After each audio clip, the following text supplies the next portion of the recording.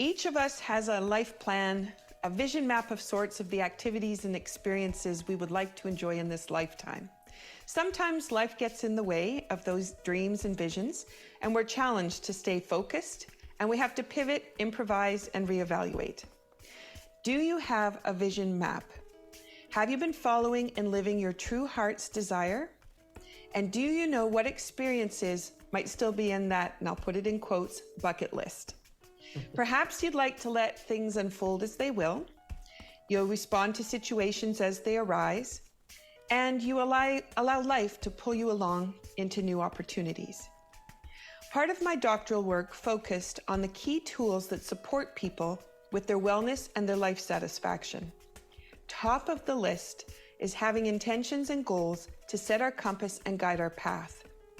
I once thought that I did a great job of this, with occasional goals, an idea of what I wanted. But I've magnified that since my dissertation by including goals and intentions in almost everything that I do. Why?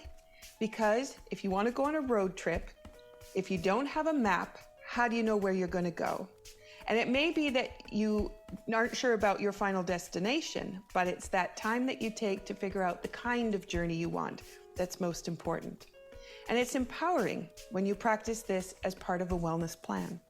So today I'm super excited to be sharing time with two amazing wood artists and visionaries. So Eric and Care Varikas, I hope I said that right, own Dusty Dude Woodworks in Bristol, Connecticut. And it's a thriving business in a small town, and they're changing the way people consider the furniture in their homes and offices and the beauty that can come from artfully crafted wood. Care has also organized the Bristol Bazaar, a huge event with over 40 artisans to showcase their work. And together we're going to look at exploring what it means to set intentions, follow through on the goals, and how their dedication to planning has helped them personally and professionally. So you're listening to Be Well with Michelle Greenwell, sponsored by the Cape Breton Tea Company and Dance Debut Inc. Please welcome Eric and Care. Hello. Hi. Thank you so much for having us. It's lovely to have artists on the show, actually. And I'm going to call you that, even though you may not refer to yourself that way, because I'm always in awe of what people can create and the beauty that happens in whatever they put their hands to. And woodworking is such an incredible part of that, as well as bringing people together, because that is an art. So before we get started today, I always try to pull a card from my affirmations for the body and biofield deck. And the reason I do this for people that are listening for the first time is that this is my way of goal setting for this conversation. And it provides the way for us to be balanced while we're in conversation, but also for the people listening to actually get an ability to be in balance and flow by the time we're finished the podcast. So it's a different way of looking at things. And so I'm going to just share the front cover for those people that can see visually. It's black, and it has a little ribbon of color in the center. For those on the podcast who can't see, the ribbon forms kind of a vision of a baby and child. And it's how, today I'm going to talk about it from how we can have an idea, and then how we can nurture that idea, and who we have in our community to support us with that idea. So that's our first part.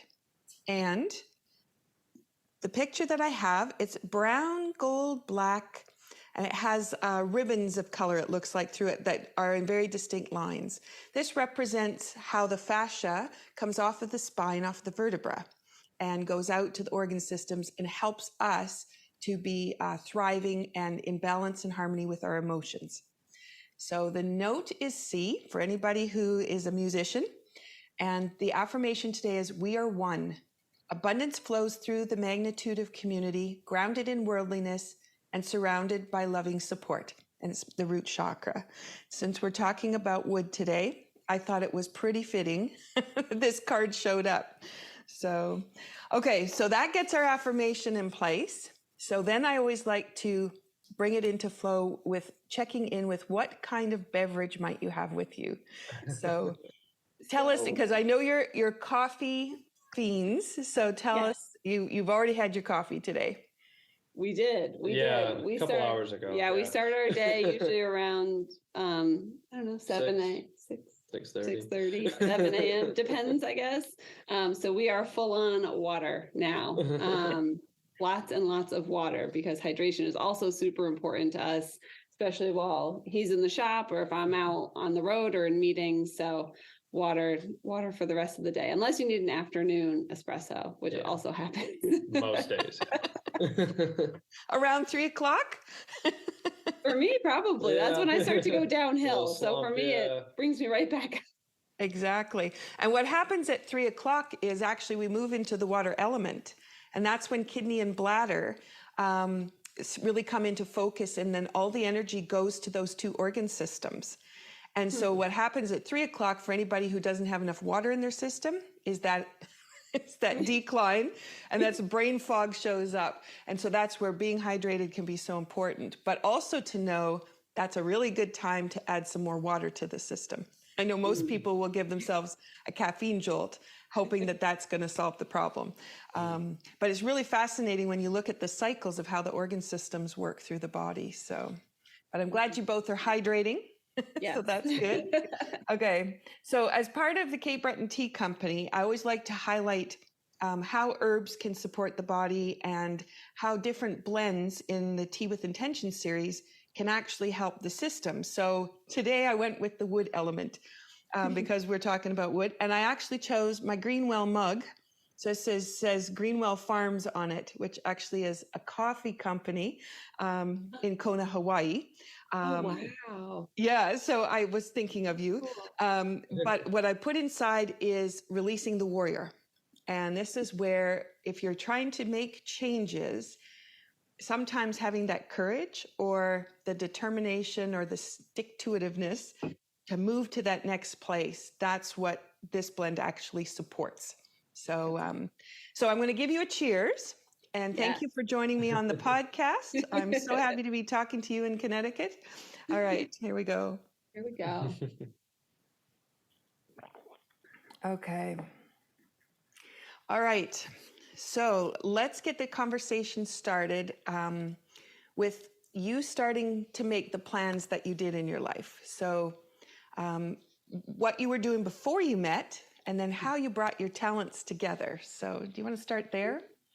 Good. Oh, I'll kick off. Okay. So before Eric and I met, I was living up in Vermont. I was actually up there for about eight or 9 years.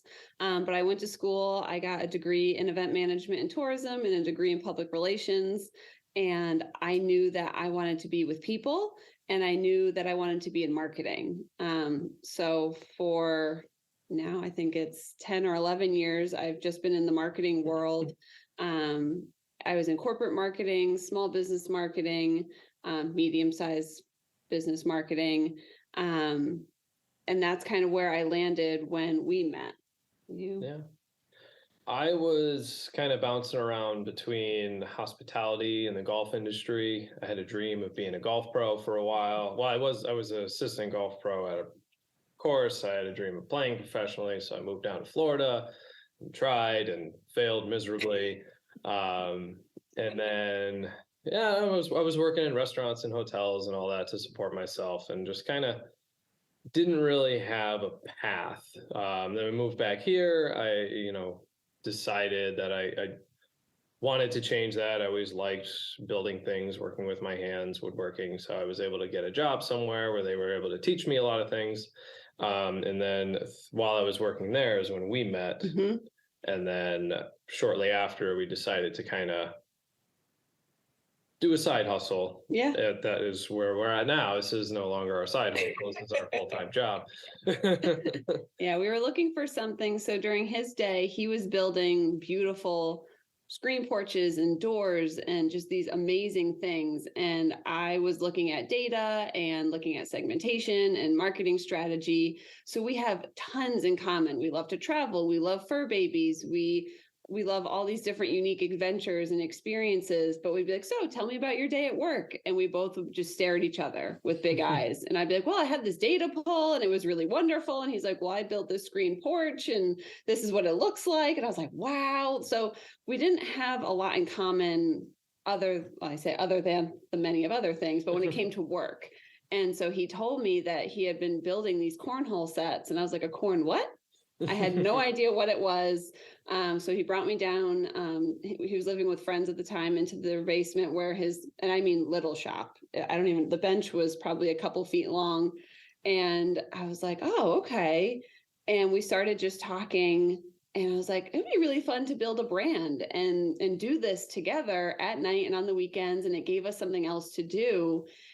And that's where it really started. Like, we really merged my marketing background with his handcrafted wood background and experience that he was really learning at the time. Wow. Okay, so tell me what a cornhole is. It's a valid question. Yeah, it's like the beanbag toss game. Okay. Mm-hmm. Yeah. Yeah, I had no idea either. And now, I mean, that was one of our top sellers for years and years and years. Yeah. Well, I know here in Cape Breton, Nova Scotia, it's a hit. Oh, yeah. And we don't have fancy ones here, so there's definitely room for a market. Oh, and now what's interesting with your story is a lot of people may come together and just continue along. They have their two separate careers, they do their own thing, and then they plan their activities, and that's all fine. Yeah. But I'm really interested in the fact that wasn't enough, and how to integrate. And because a lot of things that I do too is the joy is in figuring out how to collaborate with people. Mm-hmm. And we have our interests, but how can we intersect them? Right. Yeah. So that's fascinating in that. So lead me down the next part of where you went. Okay. So from there, that summer, I think that was the 2017, right? That summer. Yeah. And we spent the entire summer when we weren't working our full-time jobs. I remember being in his friend's basement and front lawn with our laptops outside brainstorming. He reached out. You had a good friend who helped design our logo, which we still use to this day for Dusty Dude. We have 2 logos. And so he was wonderful and did that for us. And we built our Etsy store up. We had inventory. And then coming up with the name, that was the other fun part. So we go to the dog park a lot. We have 7 fur babies, but at that time, Eric just had Oreo and I had 2 cats. And we were trying to think of a name. We were at a brewery and we're having beers and we're trying to think of a name, and we're like Dusty something, or, we call Oreo the dude. And we always wanted him to be involved in some way. We wanted the business to have him included. And I think after I don't even know, however many hours of being at the brewery, Dusty Dude just kind of happened. And people always think that Dusty Dude is Eric, and it's not. It's actually our dog Oreo. And he would always come down into the shop, and he's big and fluffy, and he would roll around in the sawdust. So he was always the Dusty Dude. And so Dusty Dude What Works was born in terms of our name.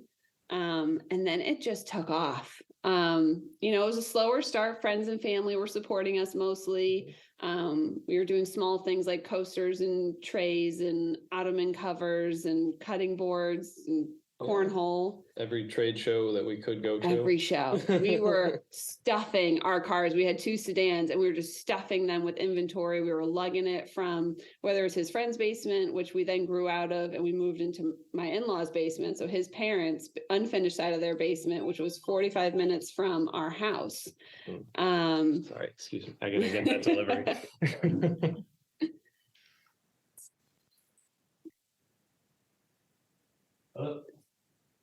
Perfect. The job is never done.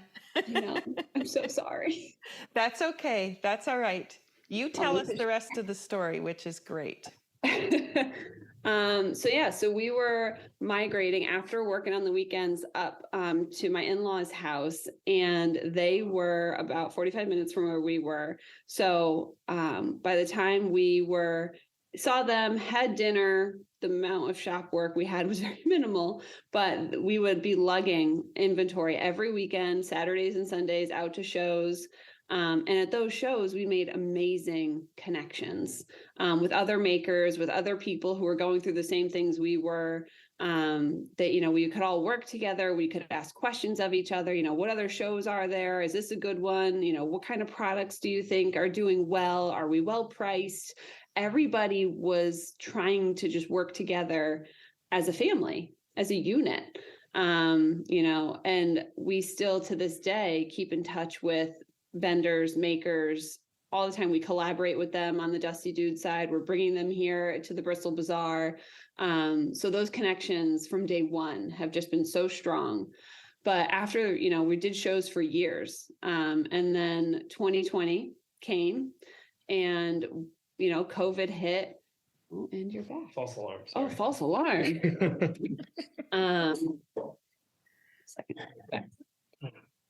So 2020 came and Eric was furloughed. I was then working remote instead of going into the office. We still had both our full-time jobs. And since he was furloughed, we had decided to really update our shop at home. So now between this time, our shop had grown again. So we had outgrown now into our third shop, which was in our detached garage.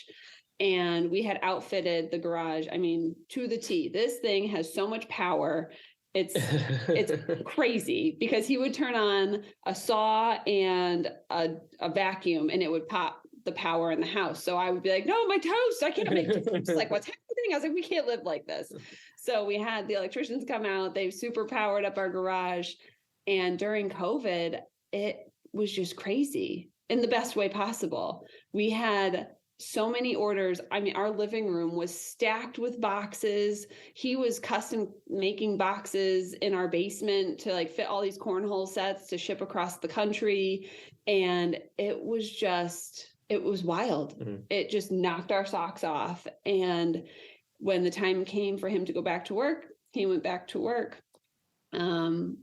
But he really loved doing it. Yeah, I went back to work and it just wasn't satisfying anymore. I probably lasted another 2 months. Mm-hmm. And that was it. I got a taste of, working for ourselves and doing our own thing. And that was it. I couldn't go back. Mm-hmm. And so that's when we had the first big planning discussion. We spent weeks going back and forth deciding what to do. Was it right? Could we manage it financially? Well, was it the best decision for us to take this leap at that time? And after a lot of number crunching and conversation between us and family members and friends, and you're trying to make sure you're doing the best thing, he did it. Mm-hmm. He did it. I'll never forget. We went to a local brewery and it was like your first official celebration as, a small business guy. Yeah. It was very first exciting. Self-employed day. Yeah. It was awesome. And, and then from there, it continued to grow. So very quickly after that, we knew we had to get a bigger shop. We couldn't move. We were moving furniture from our garage into our backyard and then into our living room to cure. It was just chaos. Not to say we still don't do that because there's still a lot of stuff. Yeah. But yeah, we moved into a 1,500 square foot shop and we were there for about two years or so. And loved it. We opened our first brick and mortar. We had a gift shop and showroom in there. It was successful. We helped support a ton of makers, showcase them. The community was super involved. It was wonderful. And but that, I should back up a little bit. Right before that, we had a contract come through for 400 cutting boards a month. And on top of the regular workload and queue that he looked at me one day and he was like, it's either you or we need to hire someone for this contract. And we had another iteration of very long conversations because now we were losing my full-time income. So that was the more scary, more intense leap, I think, because at least we had the safety net before. Yeah. And I did it. I was at a point where I was in a very unhealthy spot in my career and I needed a change. And so it presented itself at a time that couldn't have been better. And so again, much more intense conversation, a lot more number crunching. But we did it. And so that summer I left my full-time job and became a shop person, which was never something that was in my plan. I am a computer. I am out in the world. I am not a machine tool. Well, I wasn't. And now I could say I am partially. Yeah. So we did that contract. We had that for 6 months. And that really just, again, leveled up our business and allowed us both to be here full time. And I know we were talking about it earlier, but we just moved to a shop down the hall from where we were before, but now it's a little bit more than double the size we had. So now we're in a 3,500 square foot space and it's already very full. Yeah. Yeah. Got full very quick. Yeah. Isn't that amazing? And not having been entrepreneurs and not having even trained as entrepreneurs. Not even. No. Wow. So I know taking a leap is pretty nerve-wracking, and both of you have skills and background that you could have good conversations about what was going to be required. When you look at it and you look at the people that you were before you even met to where you are now, what kinds of noticings or what kinds of awareness do you have about yourself as a result of taking the several big leaps? Gosh. I would say I go to confidence because we really had to believe in ourselves and our ability, one, to produce the items that I can then go out to market and tell the community about. I don't think I felt as confident in my skill set when I was in corporate marketing. So on my side, I definitely felt like I was more like copy, paste, repeat, do as you're told. Your creativity is minimized, your community involvement minimized. So for me, I think the confidence and, seeing the results we've had is, I don't know the word, like, so I was surprised. Like, that's my honest, I was surprised, and I have days where I probably don't feel as confident as every other day, but I think for me, that's my big difference. Yeah.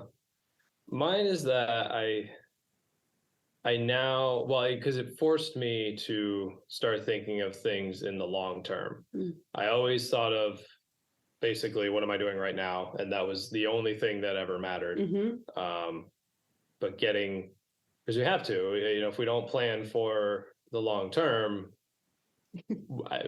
we wouldn't be able to pay our bills. Right. So we have to make sure that everything is kind of in order. And for my entire life, I was just, not in a bad way, but I was very just like, go do this, go do that, blah, blah, blah. What's happening today? Today's great. Nothing, nothing went ever past today. And as you think about that planning forward, I know you're moving into a bigger space, but you already know that it's going to be too small. So when you look at that bigger picture and that 10 years down the road, do you have an idea of what you want? Yes, you're nodding your head. Lovely. Yeah, we have this, I call it an ability, but we are constantly having the conversations of, okay, great, this is done. Now what's next? Like, that is kind of in our blood. And even the other day, he looked at me and he was like, we need to have a moment in time where we don't do that, because we are now ingrained to think that way. And it's exciting. And, because we're launching our second business right now, which is I say it's a gift, because without the support of the city that we've had and et cetera, like, I wouldn't be in this office right now. Right. But we're always constantly, what's next? And, I know for Dusty Dude, we're aiming to launch a furniture line. So that's really exciting for us. But in terms of, physical space, we've talked about having a large enough space where we could have our shop and our showroom under one roof. I do think it's likely that our next step will be to keep our shop where it is and then have another brick and mortar location. But in 10 years, I hope that we can have everything merged together in one spot and have a a small or appropriately sized lumber yard for other people. Again, other people who are doing, whether it's projects at their house, like other makers who are starting their side hustle, just having access to that at reasonable prices is really important. Yeah. So you're really looking at then nurturing the next generation of people. Absolutely. That's really amazing. Yeah, because a lot of people don't think about that part. And when I was reading up about and watching some of the videos about you about Bristol and the community spirit, it appears from those pieces and just what you're saying is there's definitely a community there that says we want to support the small businesses, we want to be here, and we're ready to play the game with you.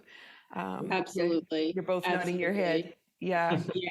Yeah. I, from a personal side and from a professional side, I've gotten really involved in the city of Bristol in, our local chamber of commerce, our economic community development. I sit on the committee for that as a board chair, and stuff like that for us collectively is so important. He's just drowning in shop work. So, and I like to go see everybody. But it's pivotal. Without having that support and that ecosystem, so to say, of support and other small business owners who are there. We pop into Family Roots, which is our local produce market, or Bakery Maple, which is one of our local bakeries. They're also very good friends of ours because we all launched our businesses within the same time period. And without their support, our advice back and forth to each other, we're always popping into each other's places, not only to support them, but also, to be like, hey, I'm running into this. Have you had this before? Who do you talk to? What's the best path?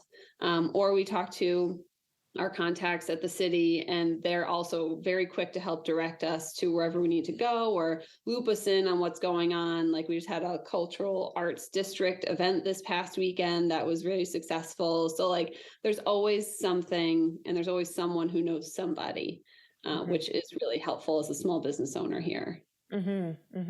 Absolutely. Okay, so now tell me about Bristol Bazaar, because we've mentioned it a couple of times, and it's pivotal too to your business. So, yes.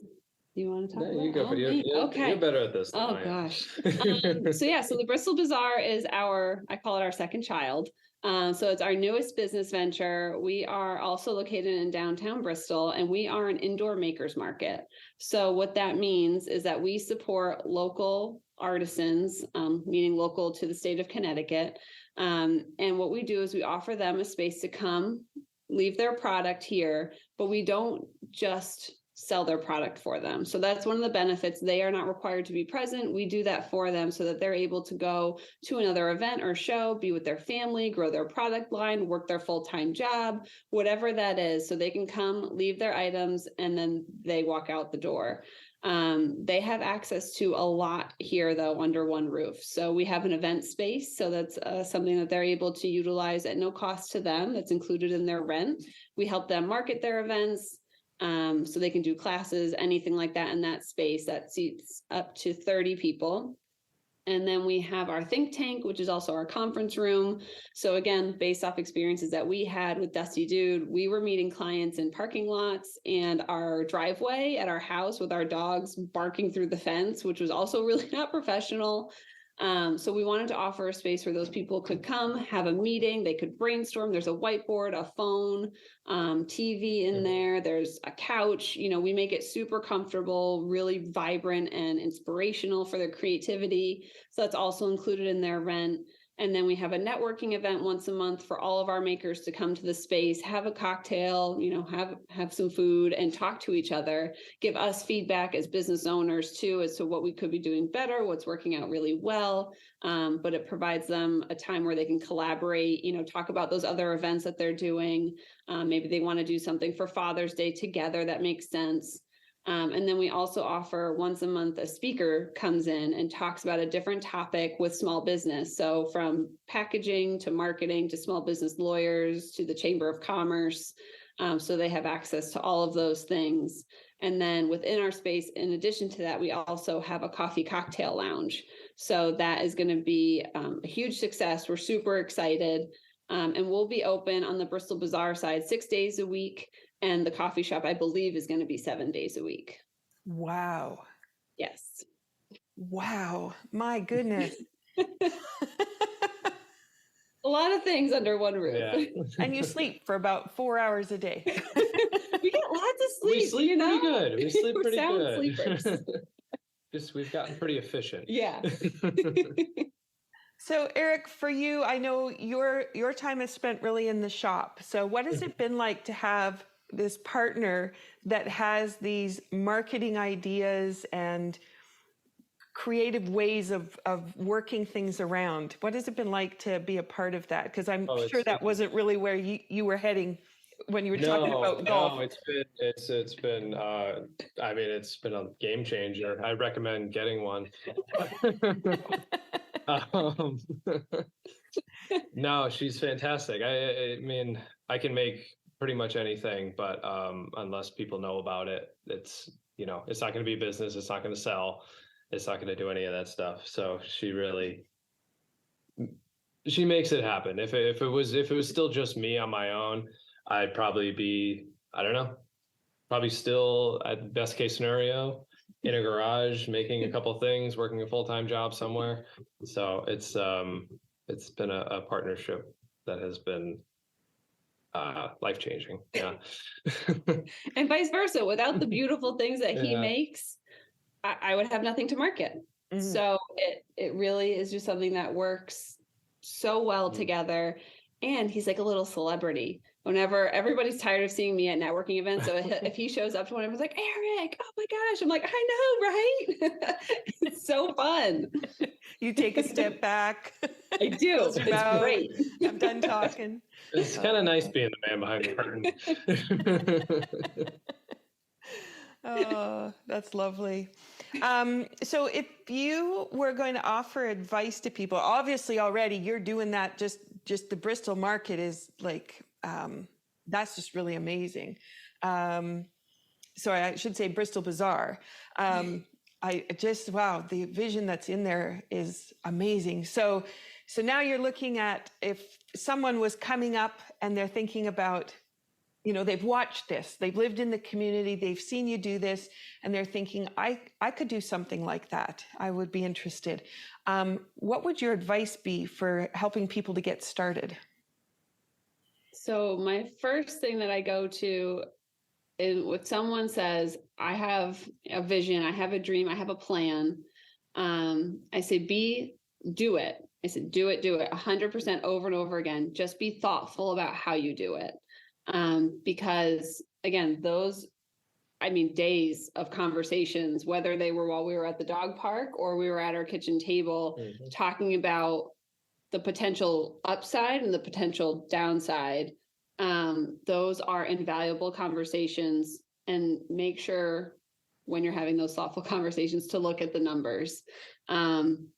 It sounds dream crushing and soul sucking.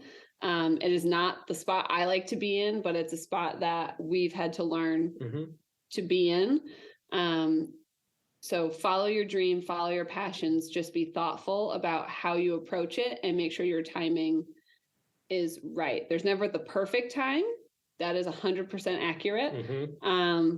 But just make sure you kind of got your ducks in a row. And if you aren't lucky enough to have a partner that has this lovely marketing background, who can do those kinds of number crunchings, what kind of person do you try to find to help you do those kinds of things? There's tons of small business coaches that are out there. The Bristol Bazaar acts locally as kind of like a hub for people, whether you vend with us or not. You could come to our front desk and say, hey, this is where I'm at. Who do I talk to about, getting an LLC, and who do I talk to about looking at buildings, or, do I want to have a space here? Like, those are the types of things. But I would say, we Googled, I'm not going to lie. We Googled until the cows came home, which is what we're trying to avoid for anybody here.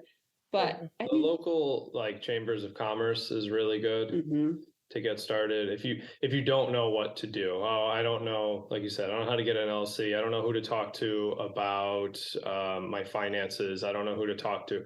The chambers have connections with pretty much all the businesses in town, so they know who to talk to in your local area. Our local area is different. Right. People can come here, but that would probably be my best advice. And if people do decide to take the plunge and go for it, I highly recommend it. You'll never look back. It is hard. Just know that it is hard. There will be days when you don't know how you're going to pay your rent or your mortgage, but you get past it and you figure it out. There's always a way. There's always a way. That's another thing we tell people, all the time. You're like, oh, I think sometimes people see, whether it's us on social media or whatever, and they think that we're bigger than we are. It's just the two of us. Yeah. And truthfully, it's just him in the shop. Sometimes I go in and, I'll help sand or stain, but it's very minimal. Yeah, but it's worth it. I think back, and we've had this conversation where like, well, if things didn't work out, I'm like, oh, I'll go get a job. No, I don't want to do that. I'll go get a job here. No, I don't want to do that either. I'll just start another business, I guess. As an entrepreneur for several decades, that's exactly it. I was going to, can I do 9 to 5? And I'm like, I already know I can't do 9 to 5. I wasn't good at it when I tried it the first time. So I don't. Yeah, not our jam. No, not great at being told what to do. And I'm laughing, thinking 9 to 5 sounds actually quite tame compared to 7 a.m. to midnight many, many times. Yes. Yeah. Still wouldn't trade it though. No. No, it's stressful, but it's a different type of stress than when you're being told what to do. Right. Yeah. It's either self-inflicted or all in you have the ability to change the stress around you. Whereas when you're working in other environments, you don't necessarily have that. If you have, say, a toxic work environment or anything like that, it's other people around you and you can't really control what's going on. Right. And you've really, by creating the bazaar, you've really created the conversation. So you still have a corporate kind of atmosphere that's been created, but it's a very nurturing way. Yes. Because everybody has their say, even though they're part of this whole cooperative piece. Yes. Which is a lovely template for how people could really do some of their businesses where they require employees. And then what gifts do those employees bring in and how do they get nurtured, rather than they do the 9 to 5 and fulfill their obligations. It's a really interesting template to look at. So, wow. Congratulations on all that you've done and where you're going. You're going to be, I think, the people to watch in the coming years as you expand it out and what those products mean. Are you still on Etsy?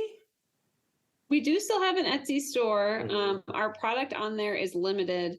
We sell very quickly, like our inventory. And since we'll have a space here at the bazaar, we're trying to kind of hold on to what we can. And then getting ready to launch the furniture line, hopefully, mid to late summer will be a much larger initiative. So it's kind of the route we're looking to go is that furniture. So it really allows us to just appeal to a much larger group of people, whereas custom is niche. It's what we've built our business on. We will still continue to do that. But, being able to help somebody who is, just out of college and doesn't want to buy IKEA furniture, but doesn't want to go spend, $10,000, $15,000 on something, they could, we can meet them in the middle. Yeah, beautiful. I always like to finish off with some kind of a movement activity. So you say, you've got 7 dogs to take to the dog park. Is there any activity that you'd recommend that's kind of your daily go-to I know woodworking can be I know my whole day is a physical activity. So truthfully, that's, I'm on my feet all day. So when I get home is actually my time to sit and relax. I'm kind of the opposite of most people. Yeah. For me, we actually just, I mean, I try to, do more physical activity and stuff because I do sit at a computer a lot, or I'm at events where there happens to be wine. But, working out in the morning, whether it's, between 20 to 40 minutes for me is like my time. That's my time to move my body, to break a sweat and to get my heart rate up, because typing all day doesn't do that. But yeah, we just started literally this morning because we were exhausted. We were talking about it yesterday, just from how much time we spend on our phones. So we've now decided that we plug our phones in the kitchen at night when we go to sleep, and we wake up and we have our coffee. He takes our dogs for a walk. I can go work out. And then after we do those things, then we can, jump in. But it's important for us and for the fur babies to get their exercise, and to have that self-care, because with the two businesses, even just with the one, we were so completely absorbed that we put ourselves aside. Mm-hmm. And that happens so easily. And for entrepreneurs who work, 7 a.m., the computer, you're already there. And I like to work early in the morning when it's quiet for everyone. Yes. I find that once the buzz gets going of a work day, I kind of slow down with that buzz that kind of happens. But yeah, that opportunity then to put yourself at the forefront. So I'm glad you said that. I had one idea in mind for what I wanted to recommend myself, and it was thinking about the woodworking. It was to take the time to enjoy what's around you. And I know that the pieces that you create, especially if they're reclaimed wood, or they've been a custom-made piece that somebody's brought in, it's really lovely to sit with your furniture and sit at the table and just enjoy the fact that you have this gorgeous piece of wood in front of you, and how many years it took to create that piece of wood, let alone the creation that it became to be the table. But it's the same with the mug. That's why I talk about that at the beginning, just because what you choose to bring your attention to allows for more to happen. And as I said at the beginning, I was setting that intention of talking about the wood, bringing in that wood element, and then bringing in Greenwell Farms, just thinking again about that entrepreneur spirit to pull things in. So that was my original thought. But I'm thinking about the two of you, and I'm thinking about the end of the day, Eric, the body that's going, oh my goodness, I've used that arm too many times on the saw today. There's a thing about bringing everything into balance. So what I'm going to recommend for anybody listening is on the YouTube channel. So that's at Michelle Greenwell. I have a playlist called Tai Chi Wellness. And in that playlist, you could choose any one of the activities. But what I'm really thinking would bring the body back into balance for the kind of work that you're doing is to do Danyu arms. And you could do whole body work, which would be seated to standing Danyus, which is you go from sitting in a chair to standing up. But we're on a podcast. I've got little tiny space. So what I'm going to do is just go with the arms. And I'm just going to recommend this because this is a great way to bring any overused body parts. So I'm going to say it that way because it could be strenuous work that you've been building something and it's been a repetitive action. But then there's also those of us who spend a lot of time on our computer and we've got our eyes focused in and our shoulders and our upper body is compacted.